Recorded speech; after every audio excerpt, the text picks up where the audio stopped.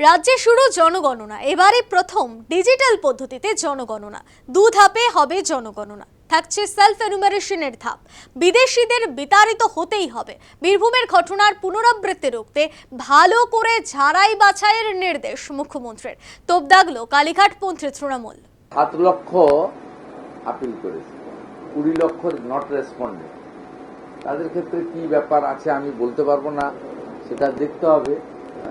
তারা নিজেরাই ভোটার হিসেবে দাবি করেনি, এবারে নাগরিক হিসেবে দাবি করবে কিনা সেটা তো যখন আমাদের এই সেলফ এনুমারেশন অথবা হাউস টু হাউস যখন আমাদের লোকেরা যাবে, এটা যখন ফিরে আসবে তখন আমরা অ্যাসেস করে বলতে পারবো। রাজ্যে জনগণনার ঢাকে কাঠি পড়তেই এসআইআর পর্বের সময় ওঠা প্রশ্ন আবার নতুন করে ফিরল। প্রশ্ন উঠছে, জনগণনার আওতায় আসবে কি ভোটার তালিকা থেকে বাদ পড়ারা? জনগণনার মধ্যে দিয়ে কি নাগরিকত্ব যাচাই হবে? সংশ্লিষ্ট নাগরিকত্বের বৈধতা না পাওয়া গেলে কি প্রয়োগ করা হবে পুশব্যাক দাওয়াই? আগামী দিনে চিহ্নিত করে তাদেরকে ফেরত পাঠানো হবে সতর্কতার সঙ্গে এবং যাচাই বাছাই করে, যাতে বীরভূমে যে একটি ত্রুটি ঘটেছিল আগের সরকারের সময়ে, পরে দেখবেন ভারতীয় তাকে পাঠিয়ে দেওয়া হয়েছিল বাংলাদেশ। আমাদেরও লক্ষ্য রাখতে হবে যাতে একজনও ভারতীয় যাতে এটার অসুবিধায় না পড়ে। আবার যারা অনুপ্রবেশকারী তাদেরকে যেতে হবে, তারা এখানে থাকবে না, তাদেরকে আমরা খাওয়াতে পারবো না।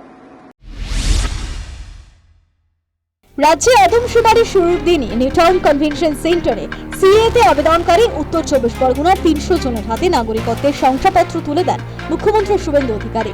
সিএএ চালুতে বাধা দেওয়ার জন্য পূর্বতন তৃণমূল সরকারকে নিশানা করেন আর হেনস্থার মুখে পড়তে হবে না বলে আশ্বাস দেন।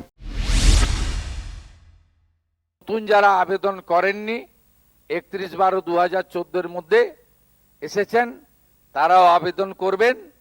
আরো সরলীকরণের ব্যবস্থা হবে এবং এটা হয়ে যাওয়ার পরে ভোটার তালিকায় নাম অন্তর্ভুক্তকরণ, তার পরবর্তী সময়ে এসসি সার্টিফিকেট যারা এর আওতায় এসসি আওতায় পড়ছেন, এই বিষয়গুলিও সম্পূর্ণভাবে দেখে নেওয়ার দায়িত্ব আপনারা যাকে মুখ্যমন্ত্রী করেছেন সেই শুভেন্দু অধিকারীর। ওয়াকিবহাল মহল মনে করছে, সোনালী খাতুনের ভুলের পুনরাবৃত্তি রুখতে সাবধানী পা ফেলতে চান মুখ্যমন্ত্রী। সঠিকভাবে যাচাই বাছাইয়ের পরই এ ব্যাপারে সিদ্ধান্ত নিতে চান তিনি। এই অবস্থায় মুখ খুলেছে কালীঘাট তৃণমূল। সোনালী খাতুনের ক্ষেত্রে হওয়া ভুল ও মতুয়াদের ভোগান্তির অভিযোগে সুর চড়িয়েছেন কালীঘাটপন্থী তৃণমূল বিধায়ক কুণাল ঘোষ। এটা তো পরিষ্কার কারা পাঠিয়েছিল, জোর করে কারা পাঠিয়েছিল? সেই সময় এই যে বীরভূমে আমাদের ঘরের মেয়ে, তাকে বাংলাদেশে পাঠিয়ে দেওয়া হয়েছিল, তার আত্মীয়দের বাংলাদেশের জেলে দীর্ঘদিন থাকতে হয়েছে, তাকে বাংলাদেশের জেলে থাকতে হয়েছে। কারা করেছিল? কেন্দ্রীয় সরকারই করেছে, নির্বাচন কমিশন করেছে, কেন্দ্রীয় বাহিনী করেছে, বিএসএফ করেছে। ফলে যারা জেনুইন ভারতীয় তারা কোনোভাবে এখনো পর্যন্ত কিন্তু যাদের নাম ভোটার লিস্ট থেকে বাদ গেছিল, সেই সমস্যার এখনো পুরো সমাধান হয়নি। অনেকের নাম এখনো বাদ আছে, এখনো পর্যন্ত কিন্তু অ্যাডজুডিকেশনের বাকি কাজ শেষ হয়নি। ফলে অবিলম্বে জেনুইন ভোটারদের নাম তুলতে হবে এবং কোনো জেনুইন ভারতীয় যেন এই শুনানি থেকে বা শুমারি থেকে বাদ না যায়। কাউকে নিয়ে কোনো বক্তব্য থাকলে তার শুনানিটা করতে হবে। প্রায় 15 বছর পর জনগণনা হচ্ছে দেশে। এই জনগণনার উপর ভিত্তি করে দেশের আগামী দিনের পরিকল্পনা, প্রকল্প এবং উন্নয়নের রূপরেখা তৈরি হবে। এবারের জনগণনা ট্যাগলাইনও রাখা হয়েছে জনগণের জনকল্যাণ। এই প্রথম ডিজিটাল পদ্ধতিতে জনগণনা হচ্ছে। জনগণনা হচ্ছে মূলত 2টি ধাপে, যোগ হচ্ছে সেলফ এনুমারেশন বা স্বশুমারি।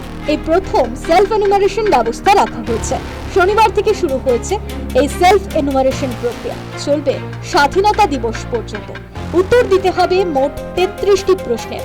সেলফ এনুমারেশন পর্ব শেষ হওয়ার পরে আগামী 16 তারিখ থেকে 15 সেপ্টেম্বর পর্যন্ত শুরু হবে বাড়ি বাড়ি গিয়ে তথ্য যাচাইয়ের কাজ। এদিকে জনগণনার কাজ নির্বিঘ্নে ও সুষ্ঠুভাবে সম্পন্ন করার জন্য রাজ্যবাসীর উদ্দেশ্যে আবেদন জানিয়েছেন রাজ্যপাল RN রবি। News time.